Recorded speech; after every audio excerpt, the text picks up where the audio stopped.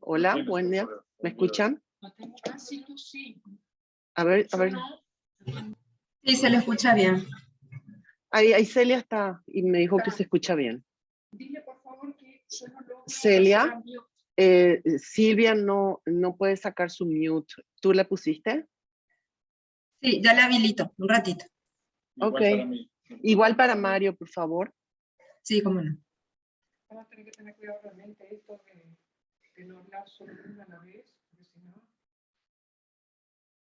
lo mandaste tú, ¿no?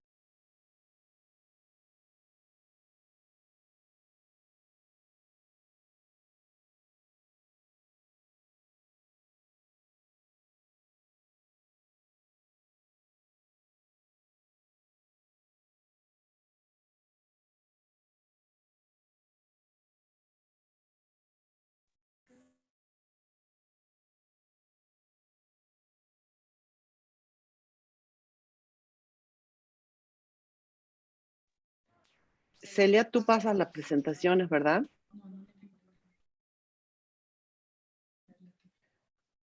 Celia. Perdón, no podía desmarcarme.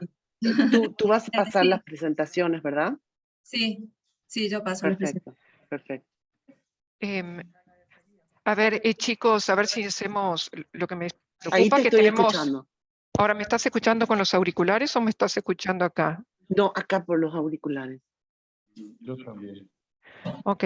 Entonces nos Mario ponemos en también mute está. hasta que nos toque. A ver, Don Mario, ¿se no, puede probar su micrófono? Mario, que pruebes tu micrófono. Habla, Mario. Un ratito.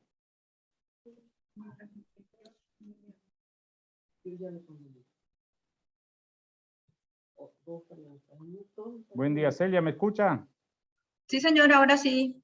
Muy bien, gracias, gracias.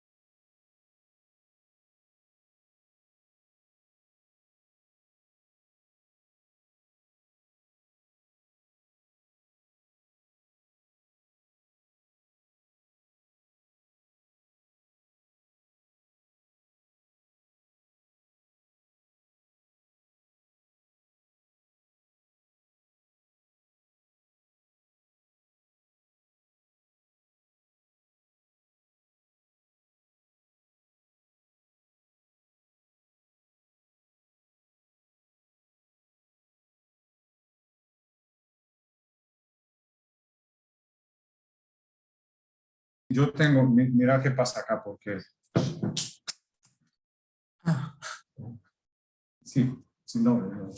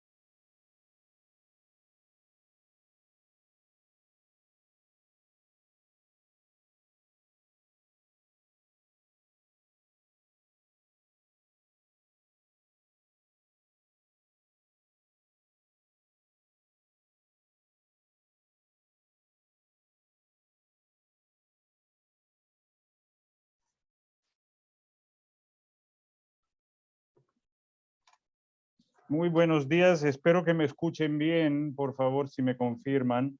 Muy buenos días y una cálida bienvenida a todas y todos que nos acompañan hoy en este evento. Aquí en la sala con nosotras y nosotros y ¿siguen escuchando bien?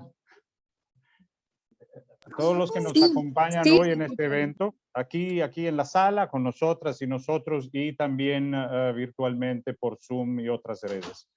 El evento de hoy se focaliza sobre el fortalecimiento y la cooperación transfronteriza para avanzar con la Agenda 2030 sin dejar a nadie atrás. Para quienes necesiten de traducción español, portugués, inglés, creo que ya deberían tener una invitación al idioma de preferencia enviada al ingresar en el evento virtual. Sabemos que frecuentemente las fronteras políticas dividen ecosistemas, dividen etnias, dividen pueblos indígenas, dividen economías, entre otras cosas. Algunas de las zonas transfronterizas de la región están alejadas de los polos de desarrollo y comparten vulnerabilidades de varios tipos, pero también comparten oportunidades con zonas limítrofes a través de fronteras y consecuentemente requieren modelos de trabajo y de cooperación multipaís y multiactor. Fortalecer la cooperación transfronteriza es, por lo tanto, una oportunidad para optimizar los recursos y maximizar el impacto estratégico del trabajo de Naciones Unidas, tanto como de otros actores clave de desarrollo, para acelerar la Agenda 2030 en estas zonas sin dejar a nadie atrás. Para hablar de estos temas tenemos hoy 5 panelistas excelentes. Tenemos a Roberto Valent, director regional de la Oficina de Coordinación de las Naciones Unidas para el Desarrollo, DCO. Buen día, Roberto, y bienvenido. Roberto nos brindará en algunos momentos algunas palabras de introducción sobre el tema. A seguir, Susana Sotoli. Bienvenida, Susana, coordinadora residente de Naciones Unidas en Bolivia, que nos hablará de los esfuerzos conjuntos con Argentina, Paraguay, en el Gran Chaco americano. Silvia Rux, coordinadora residente en Brasil. Bienvenida, Silvia. Y Mireia Vilar Forner, coordinadora residente en Colombia. Bienvenida, Mireia. Nos hablarán sobre una visión transfronteriza en Amazonía. Y finalmente, Birgit Gestenberg, coordinadora residente de las Naciones Unidas en El Salvador y Belice, que nos presentará la experiencia del norte de Centroamérica y México. A conclusión de las ponencias de las y los distinguidos panelistas, tendremos una sesión de debate en plenaria. Antes de pasar la palabra a Roberto Valent por su introducción, le hago un pedido a todas y todos que están conectados, por favor, que mantengan sus micrófonos en mute, así que evitamos eco y un malo sonido en la transmisión. En honor al tiempo, pasaría la palabra directamente a Roberto Valent para su introducción. Adelante, Roberto. Sí, muchas gracias Mario Zamaja. Es un gran placer estar con todos y todas y todos ustedes, de donde estén viendo esta intervención y este también enfoque en temas transfronterizos. Voy a hablar también en inglés para asegurarme que los colegas, las y los colegas que están de los países caribeños puedan también escucharnos. Ante todo, quiero felicitar el equipo que ha tomado esta iniciativa, particularmente Mario Zamaja, Susana Sotoli y la coordinadora de Interim también de Argentina, Luisa Brumana, por haber tomado la iniciativa, pero también a las y los colegas de los equipos relacionados con las iniciativas transfronterizas de Amazonia y de Centroamérica. In this respect, I would like to put into perspective the initiative.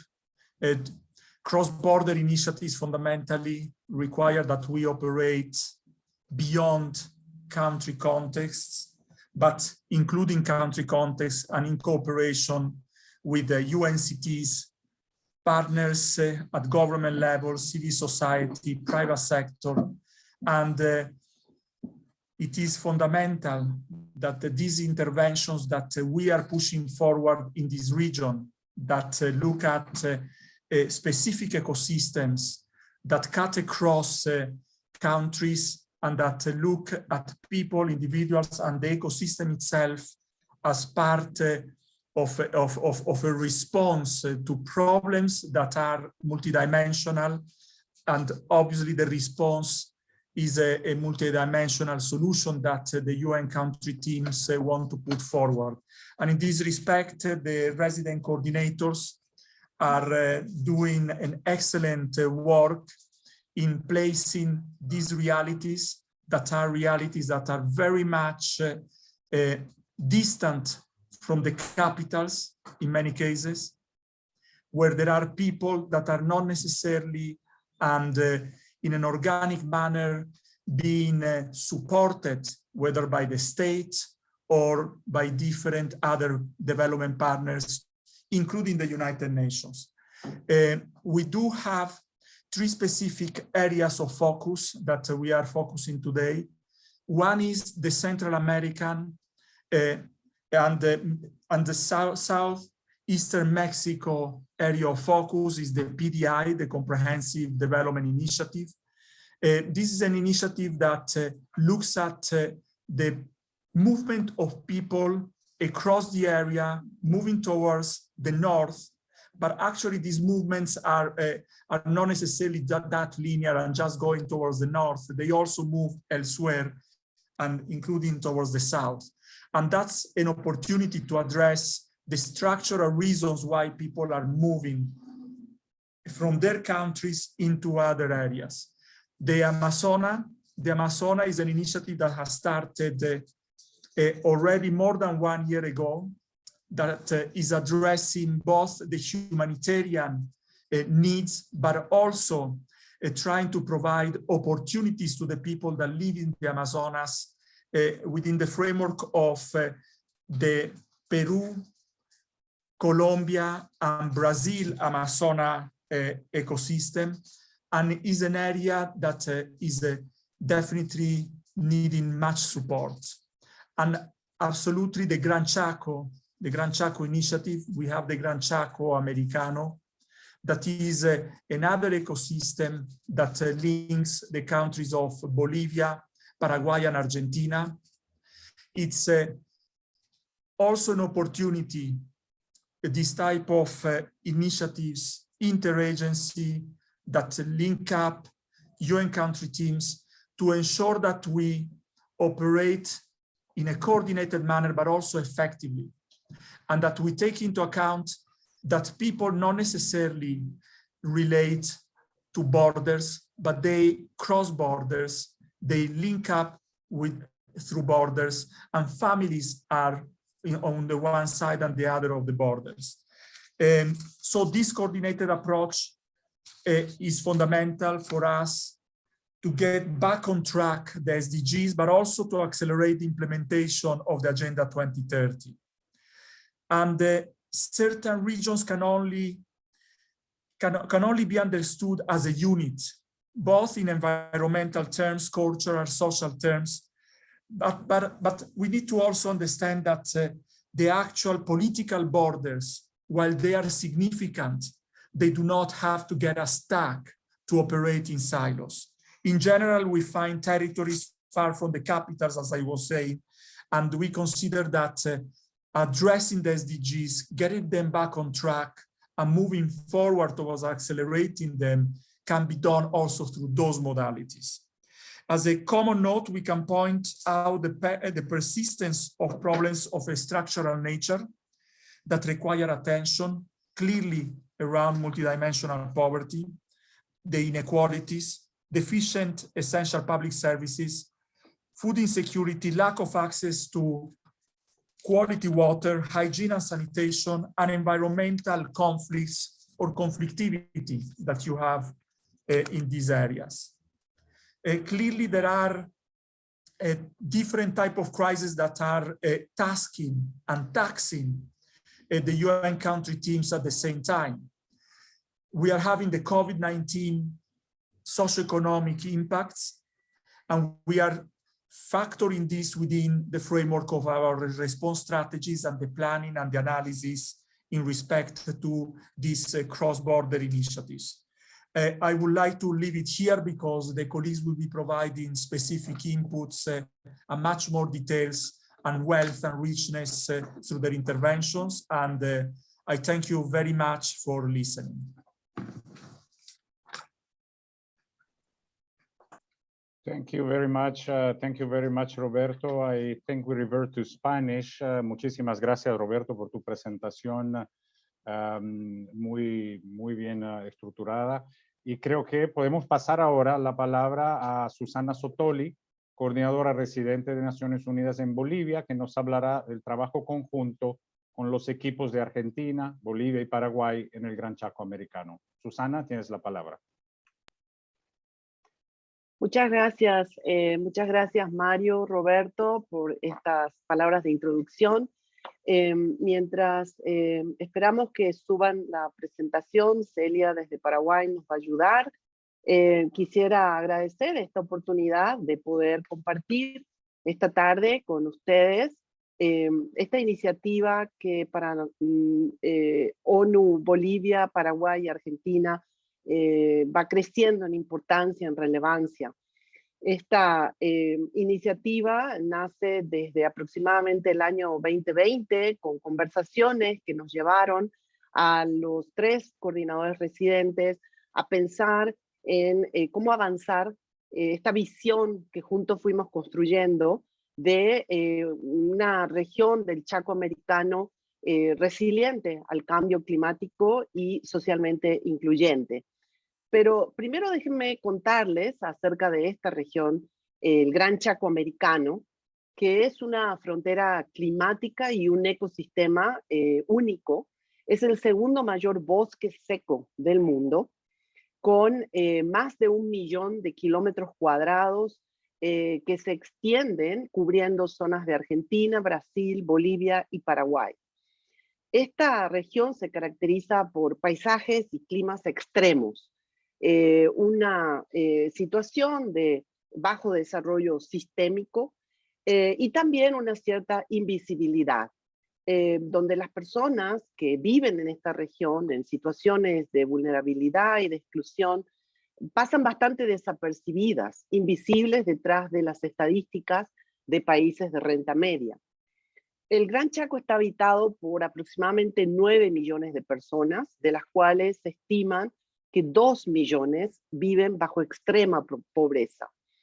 Y precisamente la tasa de pobreza alcanza casi el 80% entre los habitantes del Chaco que tienen lenguas indígenas como lengua materna. Esta invisibilidad es particularmente preocupante, por tanto, en relación a 13 pueblos indígenas en Paraguay, 9 en Argentina y 5 en Bolivia, cuyos desafíos comunes se agravan por fronteras políticas que han quedado en realidad como cicatrices históricas, divisiones administrativas un tanto arbitrarias, así como por la limitada presencia del Estado. Más allá de estas fronteras existen fuertes lazos entre estas comunidades, tanto culturales, económicos como sociales. Y de hecho, los habitantes de esta región del Gran Chaco americano tienen vínculos más estrechos entre ellos que con habitantes de capitales de sus países. Esta situación, obviamente, de exclusión se ha visto bastante exacerbada por la pandemia del COVID-19 y por los crecientes impactos del cambio climático. La siguiente, por favor. Para Naciones Unidas de estos 3 países es muy importante, y desde el comienzo ha sido, digamos, nuestra visión estratégica, cómo podemos movilizar nuestros recursos, expertise, personal, alianzas para agregar valor a esta región. Y por tanto es para nosotros importante el proceso que hemos seguido juntos. Entonces, para los UN Country Teams, para los equipos de país de Argentina, Bolivia y Paraguay, tenemos esta especie de obsesión de cuáles son las áreas en donde podemos juntarnos para agregar valor. Y entonces hemos identificado que, por ejemplo, para nosotros es importante poder trabajar de manera coordinada entre los 3 países para que podamos amplificar nuestros esfuerzos. Es importante poder promocionar, dar visibilidad y utilizar nuestro poder de convocatoria en favor del Chaco. Y es también una manera de poner en práctica la reforma de Naciones Unidas, que nos pide mucha mayor coherencia, mucha mayor coordinación. También para nosotros es importante agregar valor a través de alianzas estratégicas con el gobierno, con las comunidades, con el sector privado, y optimizar de esa manera recursos financieros y humanos. ¿Qué hemos hecho hasta ahora? ¿O qué estamos haciendo para que esa visión de dar valor agregado se materialice? Primero y principal, hemos establecido unos espacios de coordinación regional entre los 3 países. Hemos hecho misiones conjuntas al terreno, puesto que nos parece imprescindible no solo mirar desde las capitales, sino ir al terreno, y en ese sentido hemos estado juntos, no solamente los UN Country Teams o parte de los UN Country Teams de los 3 países, sino también llevando con nosotros a otros aliados.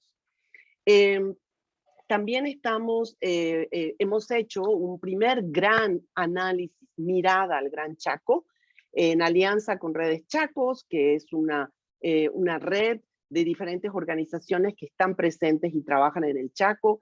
Esto también con apoyo de la Facility del Banco Mundial y el Departamento de Asuntos Políticos y Construcción de la Paz de nuestra sede.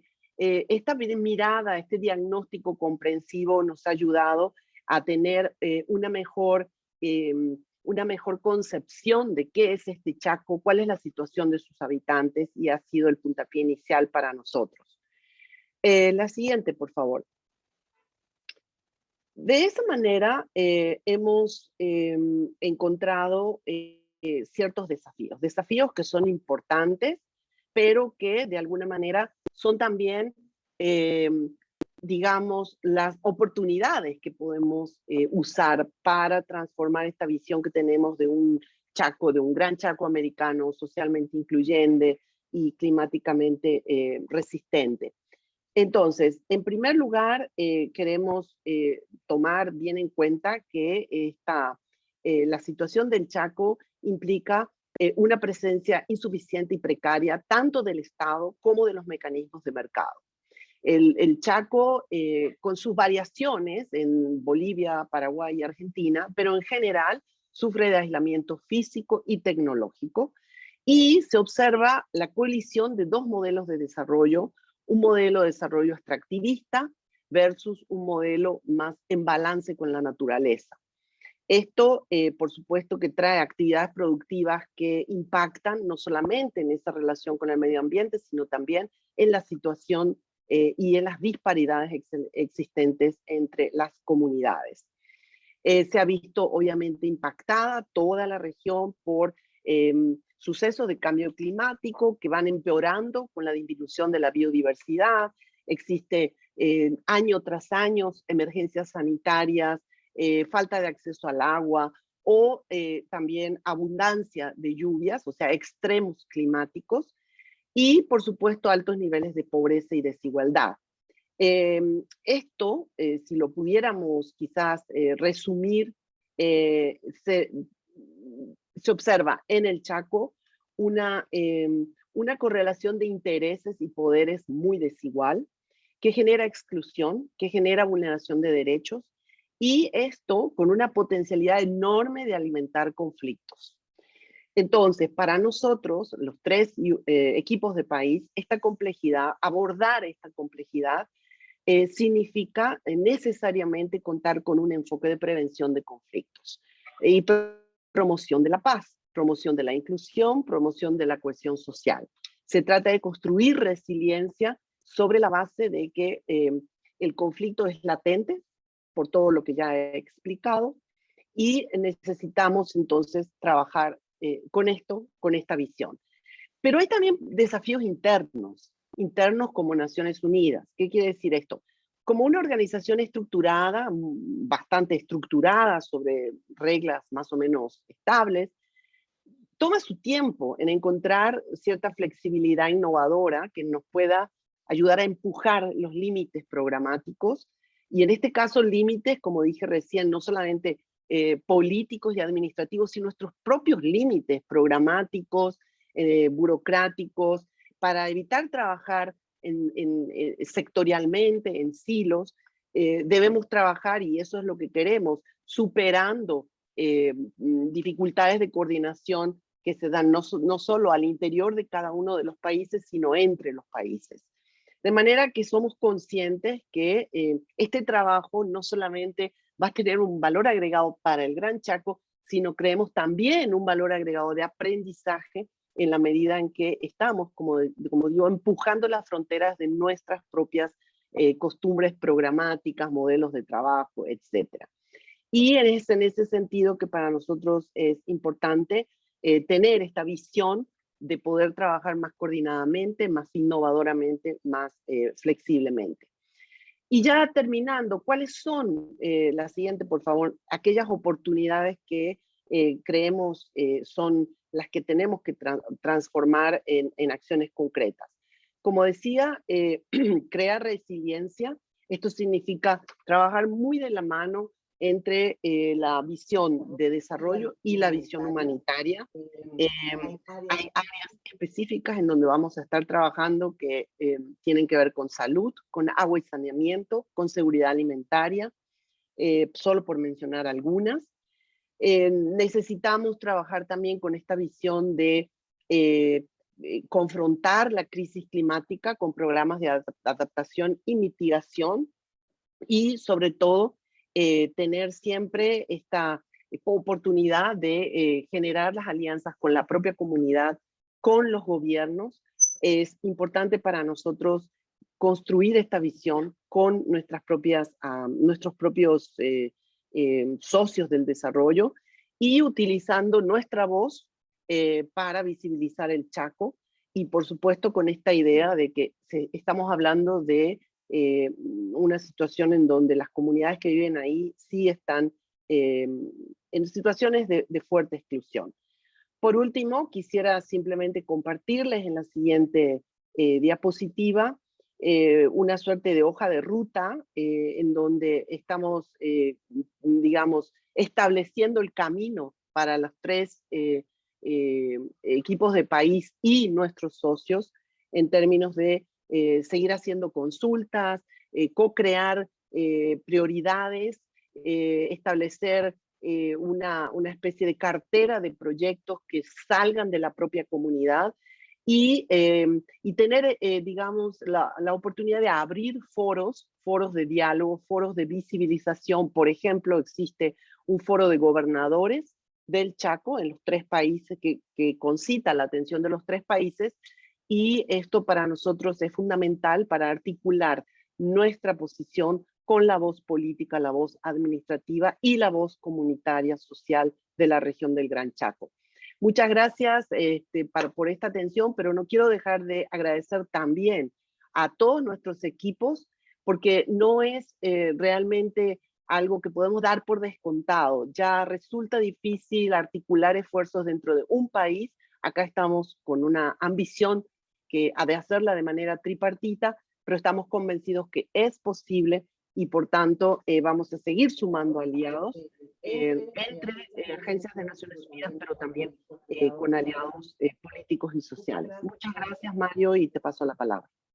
Excelente, Susana, y muchísimas gracias. Y si me permiten un agradecimiento también personal, no solamente por tu exposición de hoy, pero también por toda la labor conjunta con Argentina y Paraguay de la parte de Bolivia, y el apoyo incansable de tu equipo. Y me ha encantado ver las fotos, tus últimas fotos, que no solo dan una idea del trabajo conjunto, pero también de la vinculación con el territorio, del trabajo en el territorio, que creo es fundamental en la perspectiva de trabajar a través de las fronteras.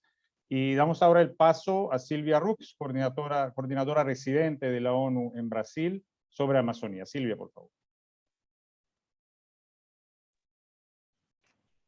Well, good afternoon, buenas tardes, boa tarde a todas y todos.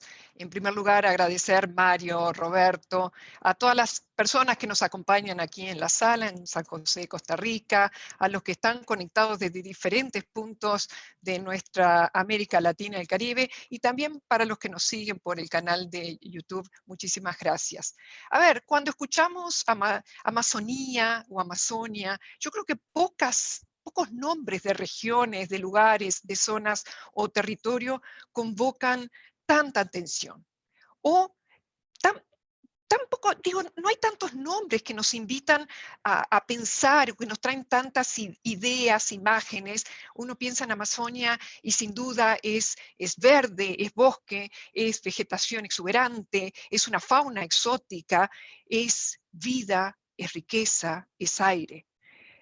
Pero reconozcamos también que, y especialmente en los últimos años, quizás ya década, pensar en Amazonía, en Amazonia, nos trae pensamientos más vinculados a preocupaciones, ¿no? Porque finalmente estamos hablando de esta región que por años la hemos conocido como el pulmón del planeta. Entonces, con mi colega Mireya Villar, coordinadora residente de Colombia, además en representación de los países que forman parte de esta región en nuestro continente americano, queremos compartirle, por un lado, qué es lo que hemos estado trabajando como sistema de Naciones Unidas ya desde unos años para acá, y creo que aún más importante, cómo estamos planteando trabajar hacia adelante, ¿no? Y ahí, gracias Susana, creo que no se podía explicar mejor, porque hablamos no solamente que nos invita a trabajar diferente, ¿no? Traer creación, innovación, salir incluso de zonas de confort. Entre otras cosas, para ver si podemos contribuir mejor en ese mandato de mayor ambición, ¿no? Que nos plantea la Agenda 2030, ¿no? Recordando que estamos acá en el Foro de Desarrollo Sostenible para los países de América Latina y el Caribe de la CEPAL. Y sí, cuando uno habla de Agenda 2030, creo que todos enseguida traemos los dibujitos, esos de los 17 Objetivos de Desarrollo Sostenible, pero recordemos un poquito aquellos mensajes, 3 mensajes fundamentales que aparecen en lo que es la declaración de la Agenda 2030, que creo que es un documento que es una poesía que uno debería releer cada tanto, sobre todo cuando está con las motivaciones un poco bajas, con tantas problemáticas en este mundo, tantos desafíos de desarrollo. Hay 3 mensajes fundamentales en ese documento de la declaración de la Agenda 2030. Uno, tenemos que transformar la forma en que producimos. Número 2, tenemos que transformar la forma en que consumimos. Y número 3, tenemos que transformar la forma en que nos relacionamos entre nosotros. Creo que firmemente que la Amazonía es un lugar que nos invita a hacer realidad esos 3 mensajes. ¿Cómo? Bueno, primero revisemos un poquito, acá tenemos un slide obviamente como resumen de lo que es el territorio de la región amazónica. Estamos hablando de 7.8 millones de kilómetros cuadrados, un número así uno no se imagina. Ahí entra absolutamente toda Europa y varios de los países alrededor, pero para que tengamos una noción de esa dimensión, es incluso un poco mayor que el territorio de Australia completa, ¿no? Son casi 1.500 municipios, 68 departamentos, estados, provincias, dependiendo, ¿no?, de lo que es la configuración de los diferentes países. Son 8 países, ¿no?, y además incluye Guyana Francesa, están los porcentajes de cada uno de los países. Un número que no escuchamos tanto es que en la región habitan alrededor de 35 millones de personas. Porque cuando volvemos a decir Amazonía, generalmente pensamos en ese espacio de naturaleza. No, ahí viven además 35 millones de personas, incluido 385 pueblos indígenas. Y una de las notas que tomé hoy, que Alicia Bárcena hablaba, miren qué cosa interesante, de los bosques que tienen mejores condiciones, que están mejor cuidados y conservados, el 80% están en manos de pueblos y comunidades indígenas. Qué tremenda lección, ¿no? También para plantear qué hacer y cómo hacerlo más y mejor hacia el futuro. Entonces, en el Amazonas, también en Amazonía, tenemos alrededor de la mitad de la biodiversidad del planeta, ¿no?, proveedor de bienes y servicios de ecosistema, y fundamental, el río Amazonas es alrededor del 15% de toda el agua dulce en el mundo. Siguiente, por favor. Entonces, cuando hablamos de cómo hacerlo, y muy en la línea de lo que están haciendo nuestros colegas en Bolivia, Argentina y Paraguay, bueno, el planteamiento es, en nuestro caso, es combinar por un lado las acciones que estamos haciendo a nivel nacional, porque cada uno de nosotros como coordinadores del Sistema de Naciones Unidas, trabajando con las diferentes agencias, fondos y programas, estamos haciendo acciones al interior del país, pero tenemos que combinarla con las acciones que podemos hacer entre nosotros, ¿no?, y con los demás países, por esas razones de sinergia, ¿no? Y especialmente fundamental, y recordando el Objetivo de Desarrollo 17, ¿no?, es con los aliados, los agentes. Aquí hay que trabajar con gobiernos federales, nacionales, gobiernos subnacionales, estaduales, ¿no?, con municipios, ¿no?, con diferentes actores, sector privado, sociedad civil, con la academia. esa es una gran convocatoria al desarrollo sostenible y la agenda. Necesitamos de todas las ideas, de todos los esfuerzos para realmente lograr hacer esas transformaciones de desarrollo sostenible que nos están convocando. En el caso de Brasil, lo que hemos decidido es conformar un grupo temático especial para esto. Hay un liderazgo ahí de agencias como FAO y PNUMA, pero ya tenemos una conformación con 16 agencias, fondos y programas del Sistema de Naciones Unidas trabajando juntas coordinadamente para la propuesta de la región amazónica. La siguiente, por favor. Ok, ¿cuáles son las dos líneas estratégicas? Y creo que esto es fundamental. Como decíamos antes, sí, la parte de la gobernanza de los sistemas es extremadamente importante, con un enfoque de protección de esos bienes comunes naturales, ¿no? De resiliencia al cambio. Hay una foto que también muestra esa gran preocupación de deforestación y desmatamiento, ¿no?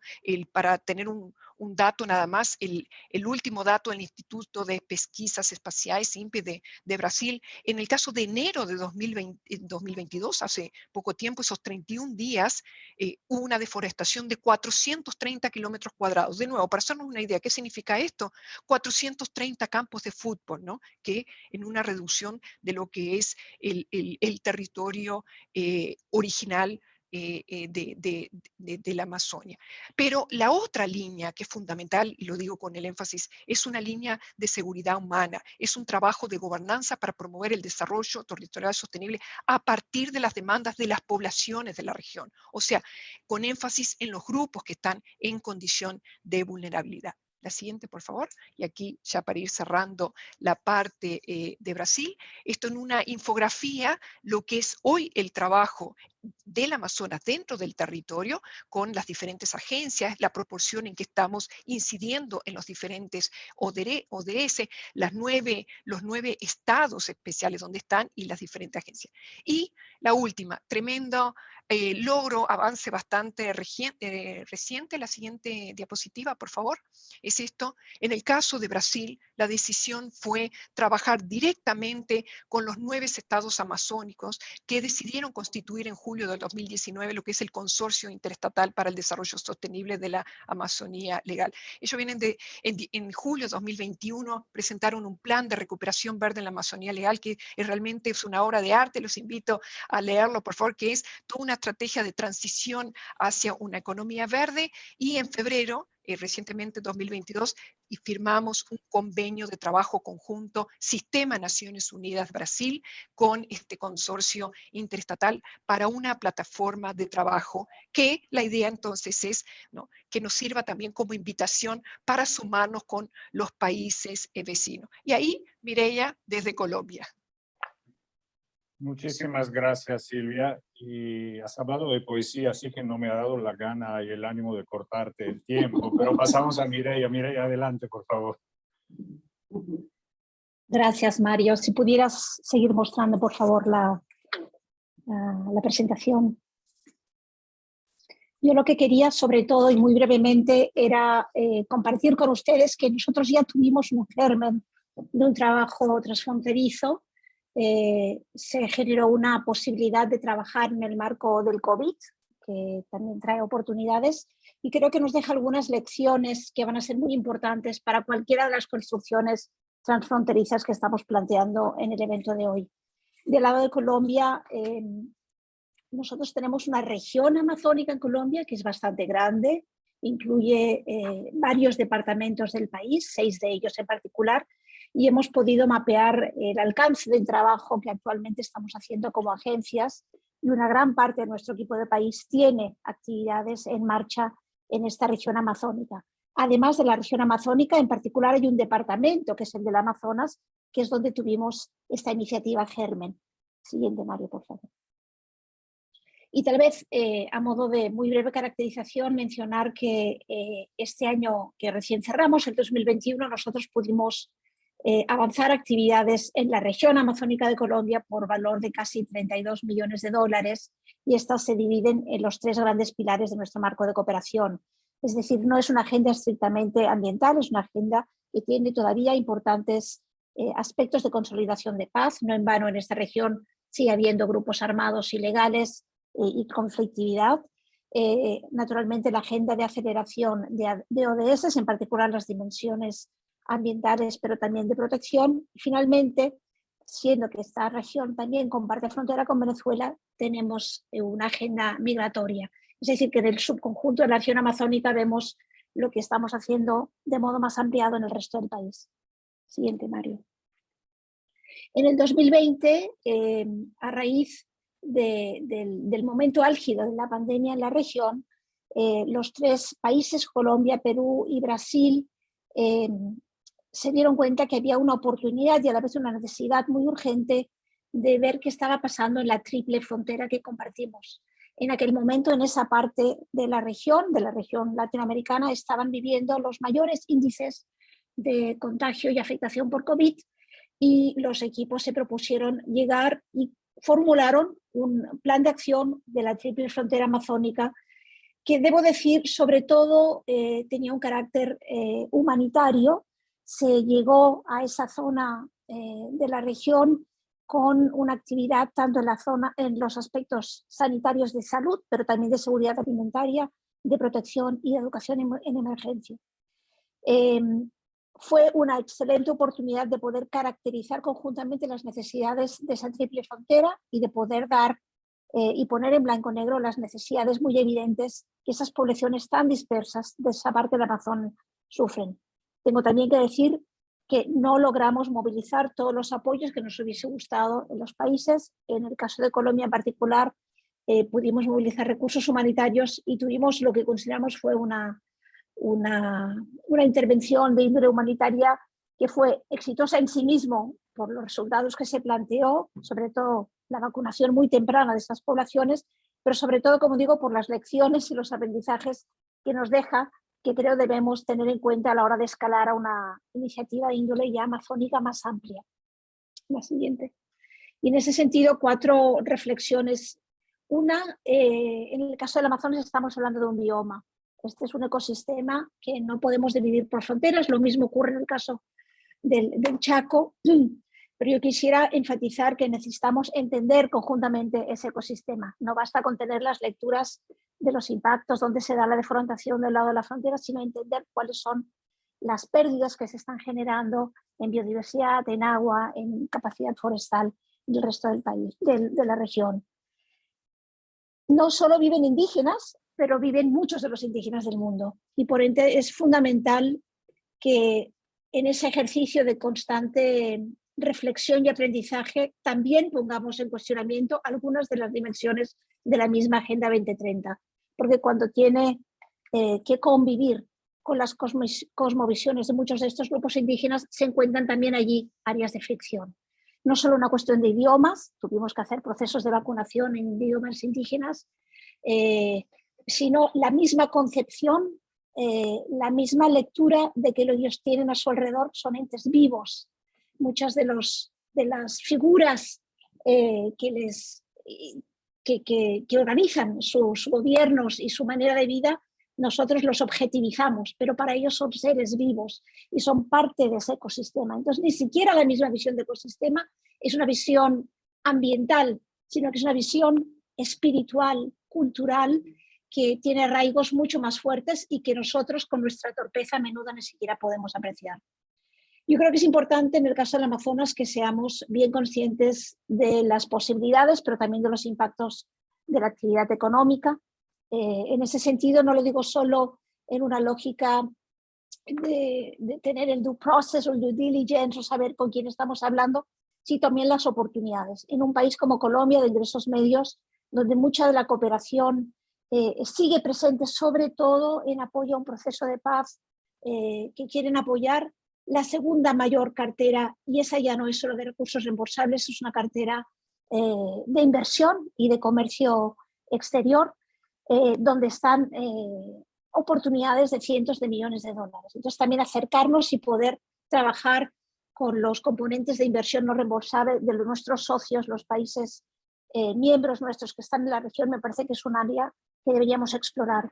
Y finalmente, y también se ha mencionado, por ser estas regiones que están muy alejadas de los centros, de las capitales o de los centros subregionales, hay reales retos logísticos de llegada. Sale carísimo, son lugares donde a menudo solo podemos acceder vía aérea y nosotros en países de ingresos medios los recursos que tenemos para operacionalizar nuestra llegada con proyectos e iniciativas está como bien cuestionada. Entonces, no es menor el pensar, y creo que esa es parte de la iniciativa que Silvia aludía, es la posibilidad de tener mecanismos de financiamiento dedicados para este tipo de iniciativas. Si no tenemos paquetes de recursos vinculados, es bastante complicado con los recursos propios tener la capacidad de presencia, no solo de llegada, pero de presencia que requerimos. Lo dejaría por aquí. Muchísimas gracias, Mireia. Muy interesante la presentación y creo también fundamental la mención que has hecho a los recursos. Y con eso pasamos a la última ponencia, seguramente no última como importancia, sobre la experiencia de trabajo transfronterizo en Centroamérica. Birgit Gestenberg, coordinadora residente en El Salvador y Belice. Antes de pasarte la palabra, creo que tenemos un eco, muchísimo eco, por favor, todos que tienen micrófonos abiertos, lo pongan en mute. Birgit, the floor is yours. Muchas gracias, colegas, y un gran gusto hablar en esta oportunidad en conjunto con mis colegas. Y tengo dos palabras de introducción. Uno es que soy coordinadora residente para Belice y El Salvador. Y de cierta forma eso tiene como un significado, ¿no? Nosotros hablamos mucho de la colaboración en el norte de Centroamérica y siempre nos olvidamos que Belice está allí, ¿no? Y creo que no es correcto hacerlo de esta manera, y creo que es el tiempo en que superemos esta, digamos, deformación histórica en el manejo que dio Naciones Unidas a Centroamérica y el Caribe, ¿no? Y cuando Alicia Bárcenas dice Caribe First, ¿no? The Caribbean First, yo creo que eso también tiene que manifestarse en el trabajo transfronterizo, subregional, etcétera, ¿no? Y allí quiero citar un par de palabras del secretario general en la reciente cumbre entre CARICOM y SICA, que me pareció muy importante donde estuve, que es una muestra, ¿no? De que ya hay como un esfuerzo muy grande entre las dos regiones de integrarse más, de tener puntos de vista comunes, y que creo que eso también es un reto para Naciones Unidas que tenemos que seguir. ¿Qué dijo el secretario general, no? Él dijo, frente a los desbalances geopolíticos y al desbalance de poder que estamos observando en el mundo, especialmente con la guerra en Ucrania y Rusia, y también los patrones del sistema financiero de desarrollo global que tenemos, no es suficiente tener una voz común, sino Centroamérica y el Caribe deben ir por la integración, al menos económica y digital, para posicionarse y cambiar el desbalance de poder en Centroamérica y la región. Bueno, ese fue un llamado a los estados, ¿no? Y en la declaración de San Pedro que salió de este encuentro, se dice, recognize the transformative force of regional integration in achieving inclusive, sustainable development outcomes, and commit to continue strengthening their respective regional integration platforms, of which they are members, and for others in which we share membership.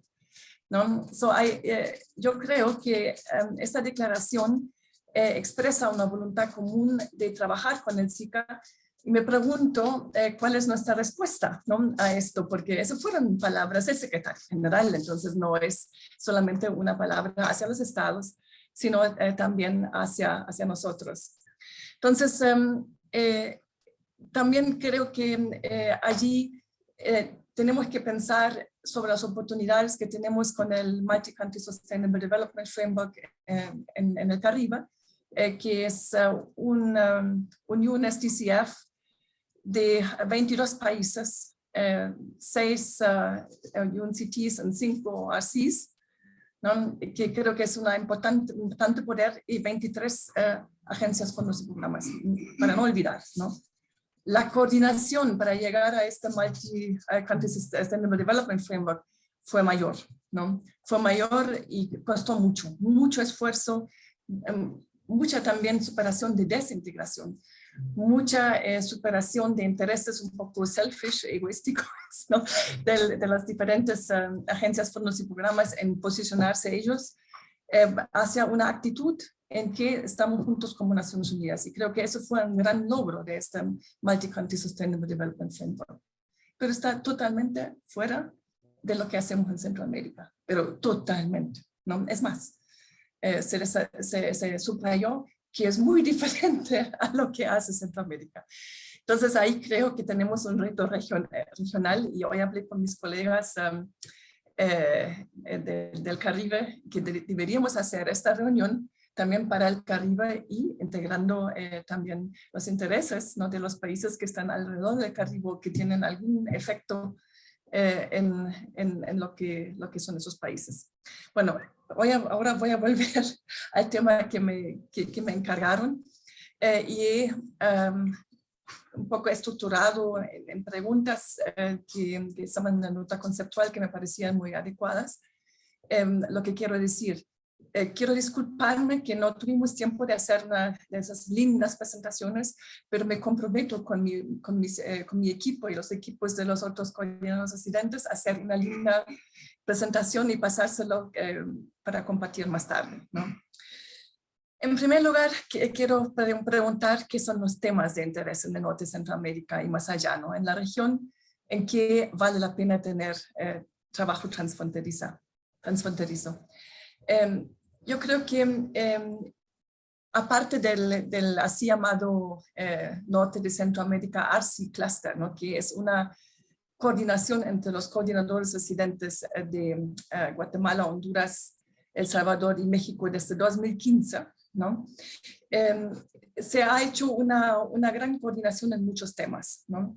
Y hay temas que realmente merecen ser discutidos a nivel subregional, aunque no haya siempre proyectos o programas concretos en ellos, ¿no? Por ejemplo, el impacto de la violencia en la subregión. Eso es un gran problema. No tenemos una colaboración subregional. La hay por parte de algunas agencias especializadas, como por ejemplo UNODC, pero no la hay necesariamente a nivel del sistema de coordinación, que creo que valdría la pena pensarlo, porque el narcotráfico, etcétera, el crimen organizado transnacional. Luego, la respuesta a la crisis migratoria, desplazamiento forzado, asilo, deportaciones y retornos, que es un tema en que sí trabajamos muy estrechamente en conjunto y que tenemos un proyecto PBF trinacional que voy a mencionar más tarde. También pensamos que la violencia contra las mujeres y las niñas unen un poco la región, lamentablemente, ¿no? Y no hay programas que, por ejemplo, realmente sean un poco más transfronterizos. Por ejemplo, Spotlight, ¿no? Lo tenemos en El Salvador, pero ya en Guatemala no.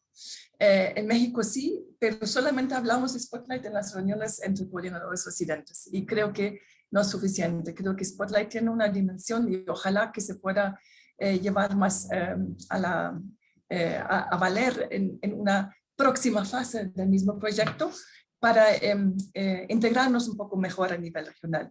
Y también integrar los organismos regionales que tiene Latinoamérica para ser abogados, ¿no? de este tema. Luego, los retos de la gobernabilidad democrática, ¿no? Eso no necesito mencionar El Salvador, está claro, pero también Honduras, ojalá que mejore, y también Guatemala tiene esos mismos problemas. Y creo que ahí tenemos, no sé, un sentido más allá de intercambiar. Deberíamos mirar cómo podemos juntar esfuerzos, ¿no? Para mandar mensajes que no solamente sean nacionales, porque este problema de la gobernabilidad democrática también separa a los países. Es decir, El Salvador no habla ni con Guatemala ni con Honduras, ¿no? Eso no puede ser. Es decir, que también nuestra acción ahí de influir, ¿no? en estructuras más de conversación subregional, no hablando de la crisis del Zika, ¿no? Es decir, ahí tenemos una tarea en la cual al menos deberíamos pensar cuál podría ser nuestro rol, ¿no?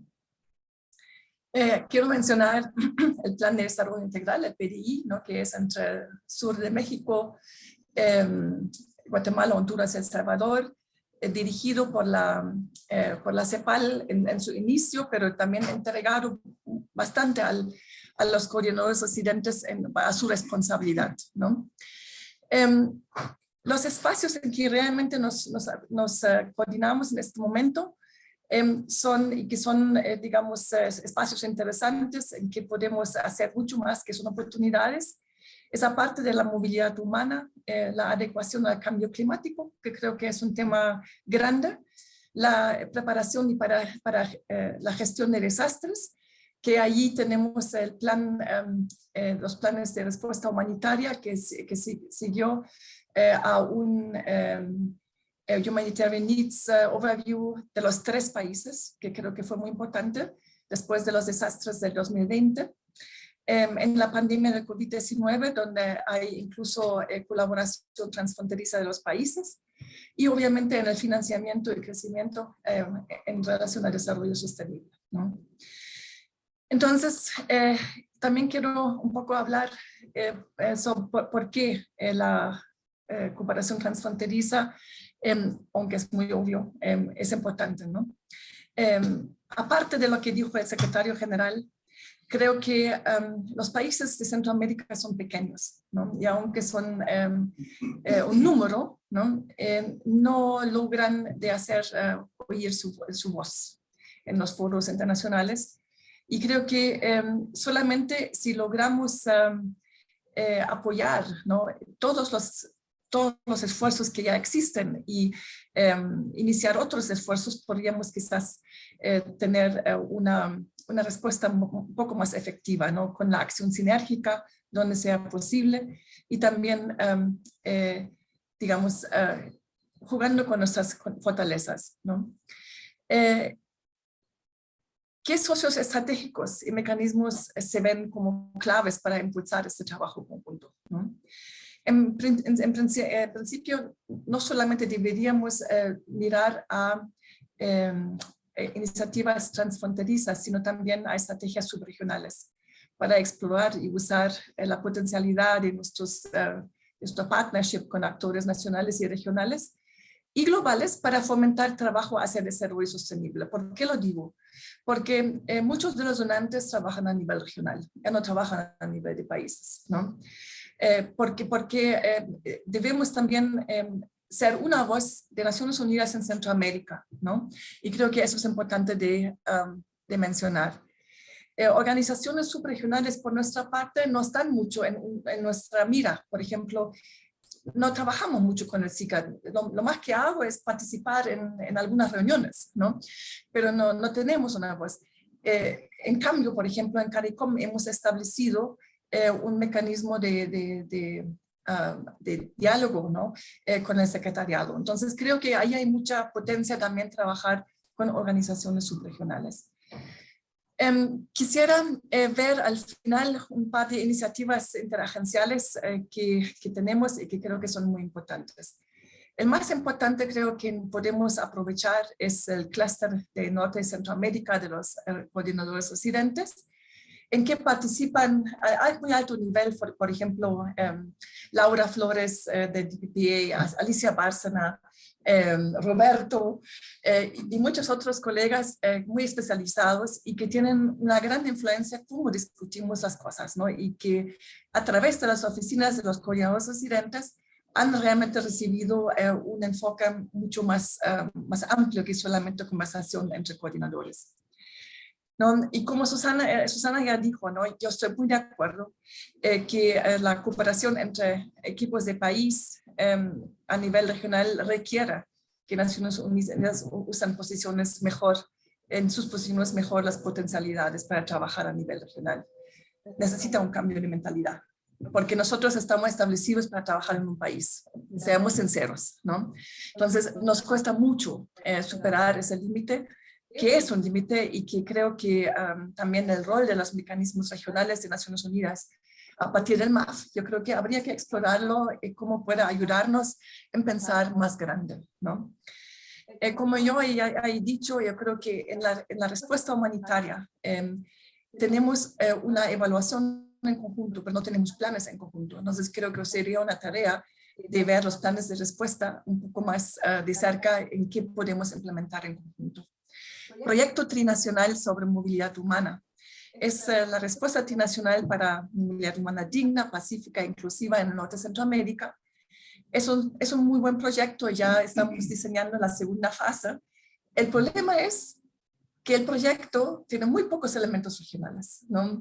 Es decir, desarrolla en cada país ciertos componentes, pero cuando miramos realmente el componente regional, no es fuerte. No es fuerte y es más bien simbólico, para decirlo así, ¿no? Y eso creo que es un reto que tenemos que mirar, porque además requiere que los gobiernos colaboren. Y si los gobiernos no colaboran y no lo hacen, ¿no?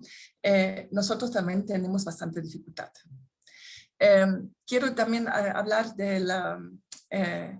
sí, yo sé que ya me falta tiempo, ¿no? Bueno, una palabra al PDI, porque creo que es importante, ¿no?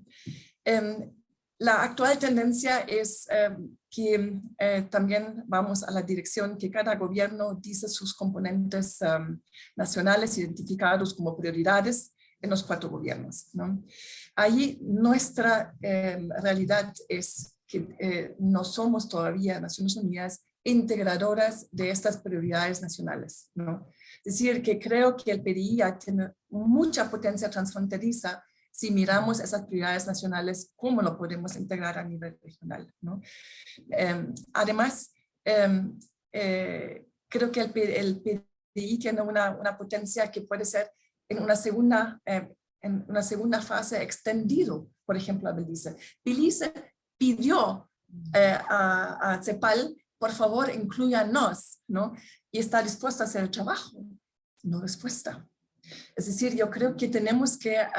bueno, la respuesta fue, y no voy a decir de quién, sí, el PDI está terminado, está finalizado y ya no se puede abrir, ¿no? Sí, yo creo que tenemos que ser un poco más flexibles en lo que hacemos. Por eso yo creo que para mí el trabajo subregional, el trabajo multipaís, transfronterizo en el norte de Centroamérica todavía constituye un gran reto. Hemos logrado mucho, hablamos, tenemos diálogos, tenemos proyectos en conjuntos, pero creo que debemos seriamente pensar nuestras estrategias, nuestras estructuras que faciliten ese trabajo subregional. Me disculpo, aquí termino.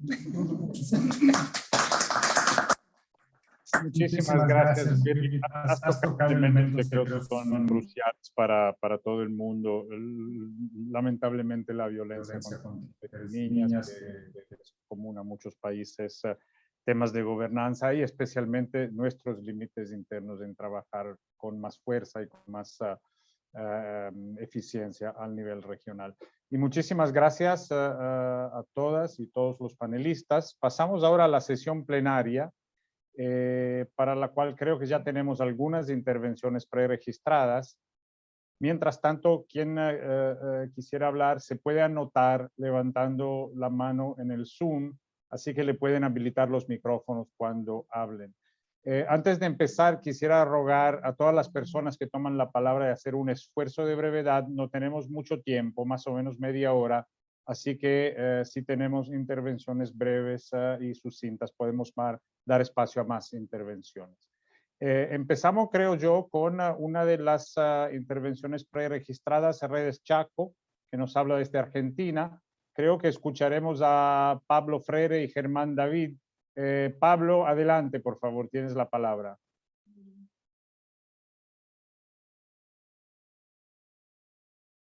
Celia, si se puede habilitar el micrófono.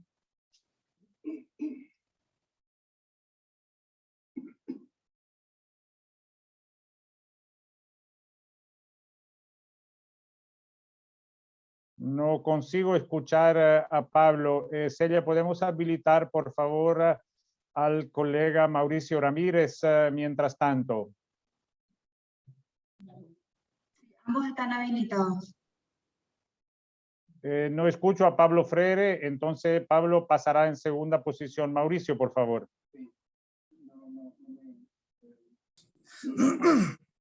Gracias. Muchas gracias, Mario y colegas.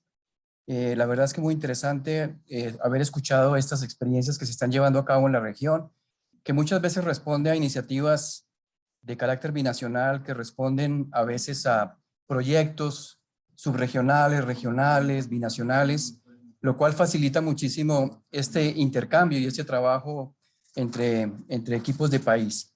Sin embargo, yo creo que no siempre el caso. Birgida hacía mucho énfasis en la importancia de considerar otros elementos que a veces se constituyen en factores que hacen más compleja la relación binacional o transnacional. Yo hubiera querido tener la oportunidad con mi colega Bruno Lemarquis de haber presentado, por ejemplo, el caso entre República Dominicana y Haití, donde la situación, más allá de la simbiosis que existe de relación entre los dos países, existe detrás un problema serio de discriminación, de conflictos, digamos, no violentos, pero sí de una extremada racismo contra los haitianos, que además se exacerba muchísimo por parte sobre todo de grupos nacionalistas, cuando en la situación como en el caso de Haití, se constituye en una amenaza en los temas de seguridad. Entonces, sí me parece muy importante que como equipos de país a nivel transnacional tengamos una lectura común para poder identificar acciones conjuntas que permitan tener un diálogo efectivo, constructivo, pero sobre todo que permita también identificar y asegurar las voluntades políticas de los países, digamos, de esa relación binacional. Porque como country teams, como sistema de Naciones Unidas, si no tenemos el aval a nivel binacional por parte de los estados va a ser difícil, excepto que haya proyectos, como yo mencionaba, binacionales que se han diseñado técnicamente de esa manera. Pero no siempre es el caso. El caso de República Dominicana y Haití es un caso de esos complejos donde los temas culturales, de idioma, de asimetrías económicas, sociales, institucionales, dificultan muchísimo la relación binacional, pero es sin duda necesario trabajarlas. Acá contamos con el apoyo de DPPA y con el Peace Building Fund, con un proyecto que permite tener ese acercamiento, pero no sigue siendo, no es todavía la solución absoluta para resolver ese asunto. Birgida hablaba también, por ejemplo, de la integración SICA, el CARICOM, etcétera. Yo me pregunto si el SICA, por ejemplo, también permite dentro de Centroamérica un diálogo político constructivo y efectivo. A veces no, porque a veces las cosas se quedan a nivel de Cancillería, no bajan a nivel técnico, no se facilita su implementación, etcétera. Entonces creo que hay que identificar realmente entre los equipos de país a través de su CCA y los marcos de cooperación, a través de un diálogo permanente entre los equipos de país, obviamente un diálogo político con los estados, de garantizar realmente esas condiciones, donde tengamos esa lectura común, pero que definamos acciones conjuntas, que aseguremos recursos financieros, técnicos, para poder implementar acciones conjuntas y que trabajemos con un enfoque de resolución de conflictos, de construcción de paz, de cohesión social, de derechos humanos que faciliten obviamente el accionar a nivel binacional. Hay muchas oportunidades sin duda, pero creo que a veces nos quedamos cortos en que la voluntad, el deseo de trabajar conjunto se frustra cuando podemos implementar acciones conjuntas. Muchas gracias. Mauricio, muchísimas gracias y sinceras disculpas. Creo que el ejemplo de Haití y República Dominicana es un ejemplo fundamental y lo vamos a mantener al centro del trabajo en este ámbito particular para el futuro. Creo que ahora podemos intentar pasar a Redes Chaco. Veo que están conectados. No sé quién va a hablar. Si es Pablo. Hola, Mario. Adelante, Pablo. Muchísimas gracias. Yo, muy brevemente, para dar lugar enseguida a un compañero, simplemente agradecerles a ustedes, a todo el sistema de Naciones Unidas, por el trabajo conjunto que hemos hecho. Simplemente contar que Redes Chaco, que Sana mencionó como autora de un grupo de personas, realizó el estudio multidimensional del Gran Chaco americano. Somos una plataforma que hace 14 años que estamos trabajando de manera transfronteriza. Es un conjunto de redes que trabajamos en esta región.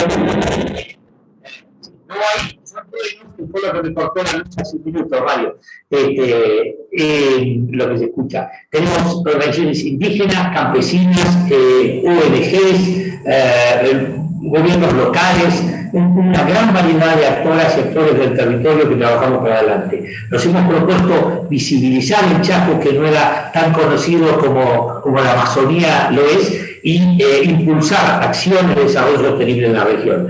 Y todos los desafíos que ha mencionado Brigitte, como que ha mencionado también Silvia, para lograr esa articulación en el ámbito de la sociedad civil, también los hemos tenido que enfrentar y solucionar para llegar a esto. Pero no voy a hablar más yo, simplemente quiero dar paso a Germán David, que está también aquí en la sala. Germán David es un dirigente del pueblo indígena guaraní de Argentina. Es dirigente de la Organización de Pueblos Indígenas del Noroeste de Argentina, pero sobre todo le vamos a pedir a Germán que nos cuente su experiencia con la Coordinadora Indígena del Gran Chaco, que es una de nuestras redes territoriales y que también trabaja de modo transfronterizo. Así que, Germán, hasta aquí mi palabrita. Gracias a todas y todos. Germán, adelante con tu palabra. Muchas gracias, Pablo. Muchas gracias, Pablo. Adelante, Germán.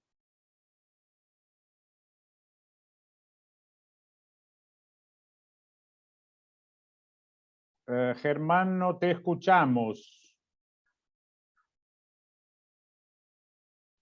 Hola. Nada, no conseguimos. Pablo, no conseguimos. Hola, hola.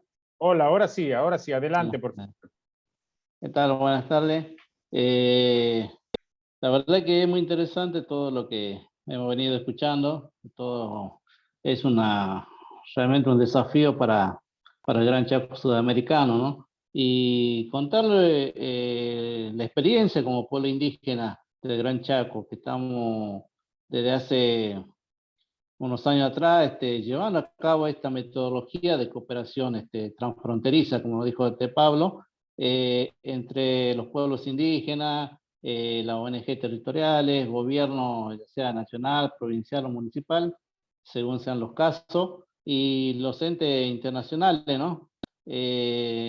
Y esta actividad la venimos realizando en la región comprendida en parte de Argentina, Bolivia, Paraguay, Brasil y Uruguay, ¿no? Y son diferentes los espacios en donde estamos actuando, ¿no? Pablo hacía mención a OPINOA, que es una organización del pueblo indígena del NOA. También está la RIDAI, que es una red intercultural de equipos de acompañamiento indígena, en la cual acompañan más de 8 universidades nacionales. El CESENAGUA, que es el Consejo Continental de la Nación Guaraní, que trabajamos en todo lo que es el territorio de la Nación Guaraní, y bueno, y la coordinadora indígena de Red de Chaco, que trabajamos con la región de Gran Chaco y Red de Chaco para el mundo, ¿no? Que es lo que nosotros hemos venido siempre anhelando, el trabajo articulado, el trabajo de forma conjunta, justamente para fortalecer, ¿no? Ya sea la institución y el territorio indígena en el Gran Chaco sudamericano. Todas estas actividades también nosotros nos planteamos como objetivo la formación y capacitación de los jóvenes.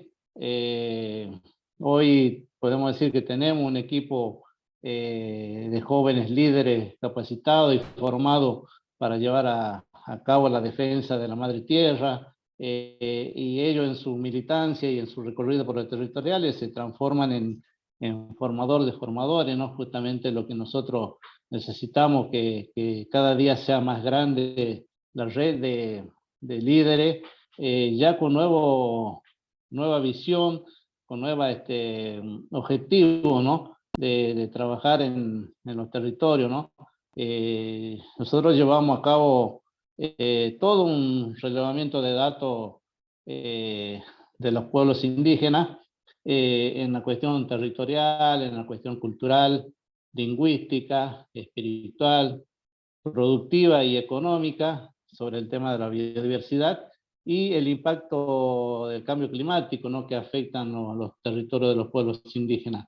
Estos datos que nosotros estamos recabando, siempre en el último tiempo hemos aportado a esta instancia a nivel nacional o internacional con el fin de que los pueblos indígenas tengan su visibilidad y sepan el mundo, la vivencia que tienen los pueblos indígenas de Gran Chaco.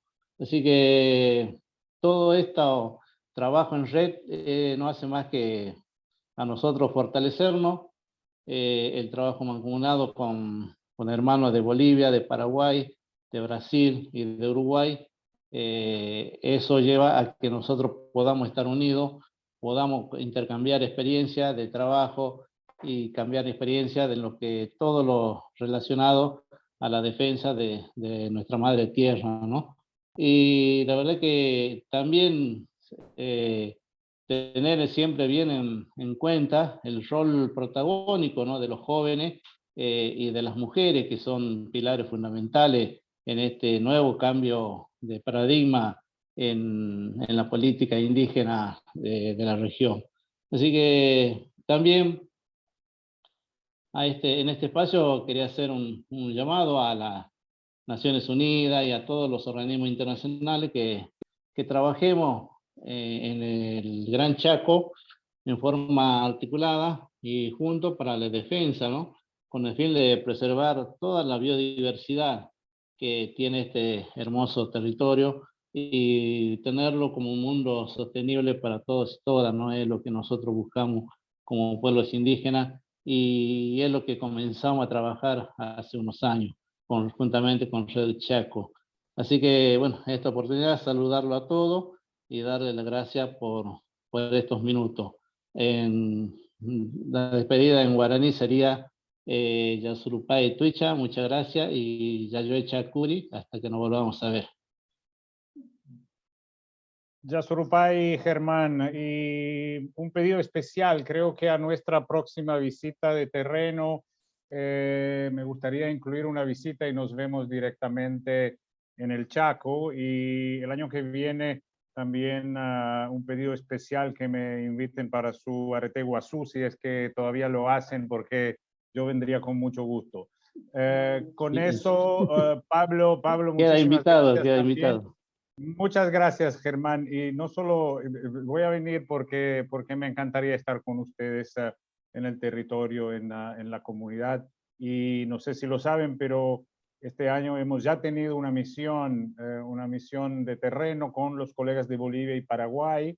No había todavía las condiciones por temas de frontera de pasar a Argentina, pero creo que en el momento en que sea posible vamos a estar en el terreno en donde se entienden mejor las cosas y se puede claramente hablar y conversar juntos sobre soluciones de una forma más eficiente. Muchísimas gracias por estar con nosotros hoy. Le pasaría ahora la palabra a Nahuel Odone. Nahuel, por favor.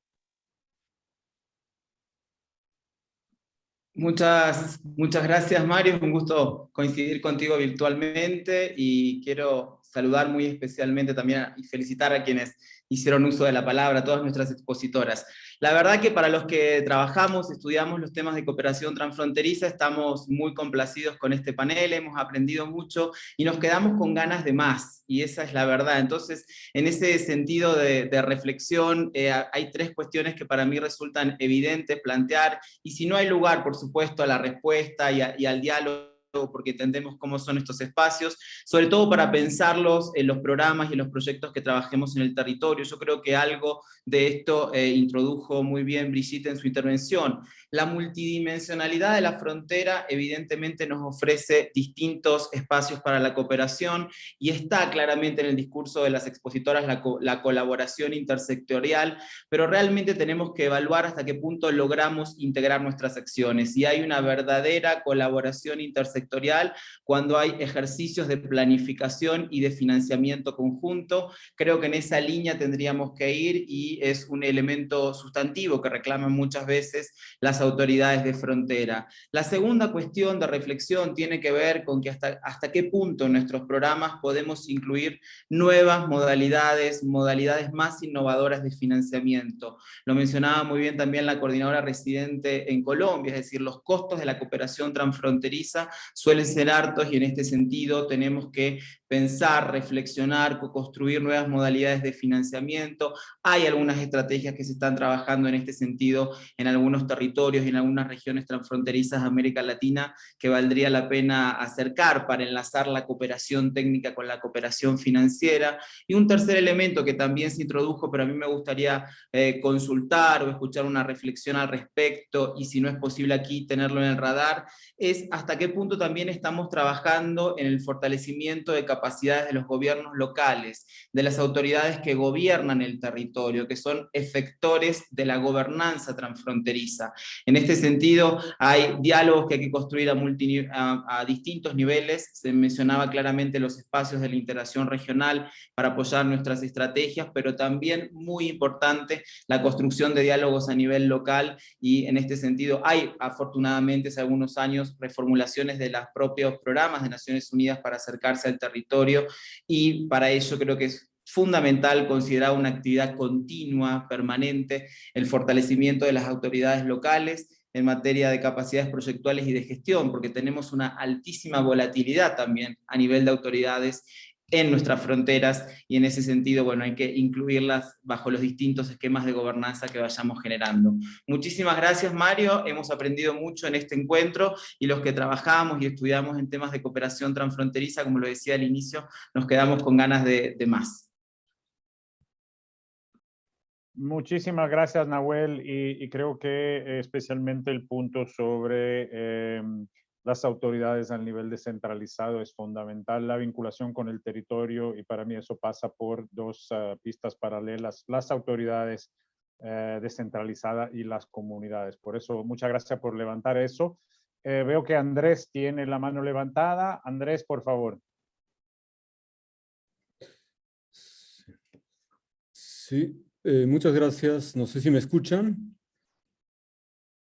Te escuchamos bien, Andrés. Adelante. Bueno, muchas gracias a las expositoras por haber expuesto de manera tan interesante la importancia del tema transfronterizo en el contexto de Naciones Unidas. Desde una perspectiva histórica, en Ginebra se había analizado hace unos años ese ciclo de movimiento después de las dictaduras militares de los 60 y 70 en América Latina. El carácter transfronterizo, además de esas dictaduras, se pasó a una breve o media primavera democrática, también transfronteriza. Y en ese periodo hubo una valoración de la familia de Naciones Unidas.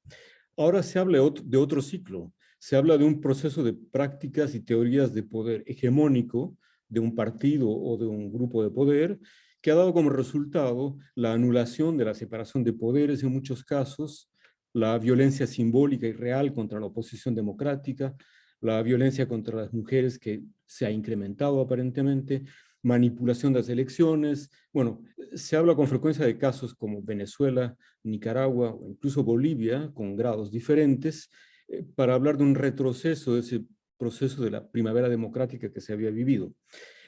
Me ha llamado la atención el resumen que hizo Birgit Gerstenberg, porque ella ha sugerido que puede haber un riesgo de instrumentalización nacional de los principios de Naciones Unidas, y se ha preguntado cómo podemos juntar esfuerzos para transmitir y defender la gobernabilidad democrática.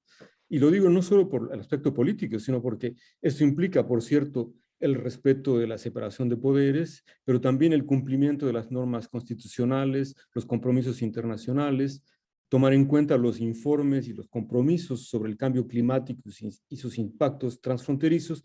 En fin, quería subrayar el gran esfuerzo que tienen las Naciones Unidas, las diferentes agencias, el esfuerzo que tienen por hacer en el ámbito de la gobernabilidad democrática, que repercute en todo, incluyendo el cambio climático, que es el área en el que yo trabajo. Muchas gracias. Muchísimas gracias, Andrés. No veo más manos. Tienen pocos segundos para pensar si quieren levantar su mano para más una o dos consultas o comentarios. No veo nada, entonces creo que pasamos a la sesión de cierre. A la sesión de cierre vamos a pedir a cada uno y cada una de las panelistas una breve intervención de 1 minuto con un mensaje final para cerrar esta sesión. Empezaría con Birgit, vamos al revés ahora. Y Birgit, por favor, 1 minuto o 2. Sí, no, va a ser menos. No, yo quiero reiterar que tenemos un reto y una oportunidad para fortalecer la cooperación y la colaboración transfronteriza y regional y subregional. El reto es que todavía no hemos logrado agotar todo lo que podemos hacer, ¿no? Es decir, que se puede hacer mucho más y no hemos explorado. Eso es el reto.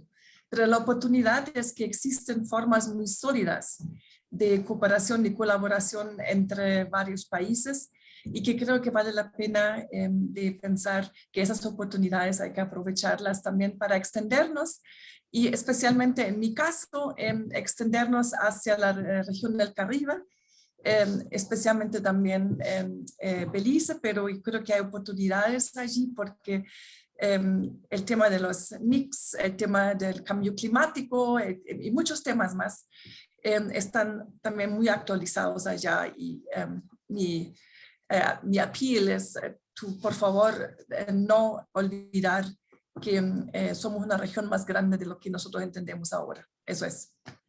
Muchísimas gracias, Birgit. Antes de continuar con los comentarios,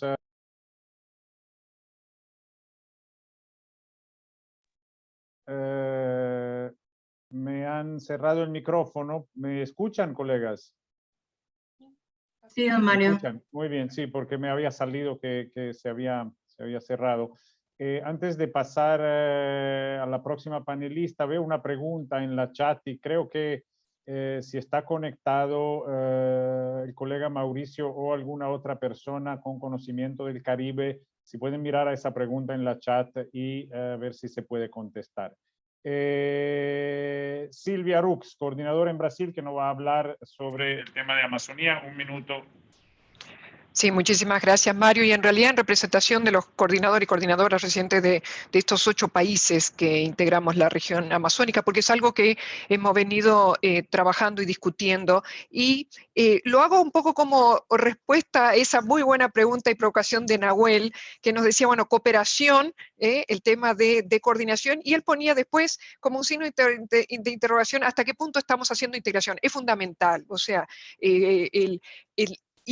digo, nuestro rol justamente como coordinador y coordinadoras nosotros llamamos que es particularmente como convener, ¿no? A nosotros nos toca, más que cualquier otra cosa, convocar a los diferentes actores, agentes de desarrollo sostenible, traerlos al espacio de discusión, porque los problemas son extremadamente complejos. Entonces las soluciones, las propuestas de solución tienen que ser sofisticadas. Y ahí necesitamos las visiones, las voces, los conocimientos. Mireia hablaba también de eso, de las cosmovisiones, ¿no? Que los actores directos traigan esas cosmovisiones a plantear esas propuestas diferentes para hacer las cosas, pero también que se hablaba los gobiernos desde el ámbito nacional, federal, hasta los niveles estaduales, regionales, provinciales, departamentales. El sector privado.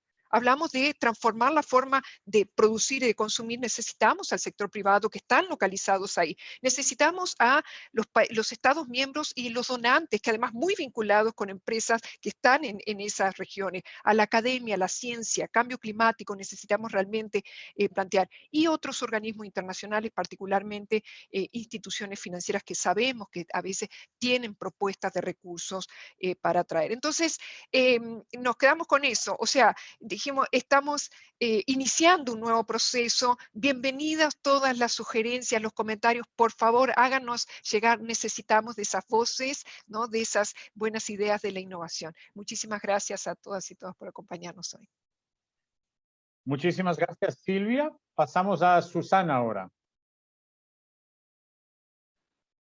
Sí, muchísimas gracias. Bueno, a mí me gustaría terminar con una nota positiva, de optimismo. El solo hecho de que estemos acá alrededor de una mesa o en esta conexión virtual, hablando de cómo avanzar en estas fronteras de nuestro trabajo programático y de cooperación, me parece que es no solo importante, sino muy promisorio. Obviamente, Naciones Unidas en este momento tiene toda esta predisposición a través de todos nuestros colegas, nuestros equipos, pero es construyendo y co-creando con socios en los territorios que podemos encontrar nuevas ideas, nuevas soluciones, la inspiración para darle forma a esto. Obviamente hay muchísimos desafíos, muy claros, muy concretos, logísticos, programáticos, financieros, pero estamos ya en una etapa del trabajo y de la conciencia acerca del territorio que en realidad tienen fronteras que debemos cruzar, que ya no tiene retorno. Entonces, yo creo que no tiene retorno a la idea de trabajar un poco encerrados dentro de nuestros propios límites, ya sea organizacionales o fronterizos. Entonces creo que es muy bueno que hayamos podido escuchar las diversas experiencias, hay muchas más seguramente, y creo que el compromiso o digamos el acuerdo que podríamos tener al final de esta conversación es recrear estos espacios, tener algunas otras oportunidades, porque como alguien decía, esto podría considerarse solamente como un aperitivo para una sesión mucho más rica en alimento para la creatividad, para el pensamiento estratégico de cómo podemos sumar más a este trabajo transfronterizo. Así que por mi parte, muchas gracias, también en nombre, obviamente, de mis colegas de Argentina y de Paraguay, y por supuesto de Bolivia. Gracias. Muchísimas gracias, Susana. Y pasamos a Roberto, el último panelista para las palabras finales. Roberto, por favor. Sí, no, muchas gracias, Mario. Y bueno, me parece que este espacio de conversación ha sido sumamente profundo. O sea, estamos en un contexto en el cual varios equipos de país, estamos hablando de agencias, fondos y programas, liderados por coordinadoras y coordinadores residentes, están sacando de la invisibilidad contextos que fundamentalmente muchas veces los vemos pintados de manera muy edulcorada, sin verdaderamente entender lo que sucede en estos contextos. Es ahí exactamente que se hace un análisis claro sobre el potencial, los activos, pero también sobre las brechas en la dimensión de derechos humanos. Fundamentalmente nosotros tenemos aquí un espacio de oportunidad, no solo para analizar el contexto, para establecer y articular estrategias de respuesta a las problemáticas multidimensionales y poder apoyar a la sociedad, a las sociedades que viven en estos contextos, a sus estados que tienen la responsabilidad de acompañarles y de apoyarles. O sea, para nosotros es un honor y un placer de poder estar ahí y poder articular todos los esfuerzos necesarios para responder de un lado a las necesidades humanitarias, pero también para abrir espacios y oportunidades de desarrollo socioeconómico, de protección del medio ambiente, de protección de la biodiversidad, que es una biodiversidad global que está alojada en estos contextos. Y claramente es también una oportunidad para abordar problemas estructurales que son fundamentales, como los que Birgit, y yo ahí está escrito Birgit, pero me llamo Roberto, lo que Birgit estaba diciendo, estaba hablando antes, como la pobreza multidimensional, ¿no? Las problemáticas relacionadas con los déficits institucionales a veces de gobernabilidad. Y entonces ahí simplemente decir que yo estoy muy orgulloso de estar verdaderamente, de ser parte de un equipo, ¿no?, de funcionarios y funcionarias que impulsan dinámicas de desarrollo sostenible, inclusivo, anclado en los derechos humanos y que lo hacen de manera franca y lo hacen de manera decidida. Muchas gracias. Muchísimas gracias, Roberto, y muchísimas gracias también por tus impulsos iniciales en tu puesto anterior como coordinador en Argentina al trabajo del Chaco, que creo está avanzando ahora mucho, pero sin olvidar tu aporte fundamental en el principio. Con eso cerramos una charla que creo muy enriquecedora, que seguramente nos deja varias ideas y planteamientos de gran utilidad para el trabajo futuro en la región. Muchísimas gracias una vez más a nuestras y nuestros panelistas y muchísimas gracias a todas las personas que nos han acompañado virtualmente y aquí en la sala con nosotros. Y si me permiten, quisiera tomar esta oportunidad para desear a todas y todos un excelente Día Internacional de la Mujer que celebramos mañana. Muchísimas gracias y hasta luego.